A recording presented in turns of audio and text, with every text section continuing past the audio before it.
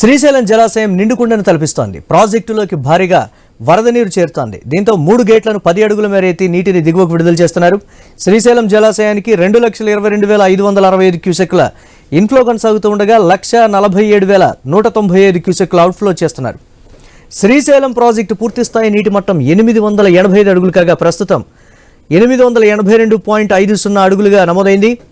శ్రీశైలం జలాశయం పూర్తిస్థాయి నీటి నిల్వ సామర్థ్యం 215.8070 టీఎంసీలు కాగా ప్రస్తుతం 202.0439 టీఎంసీలుగా కొనసాగుతోంది.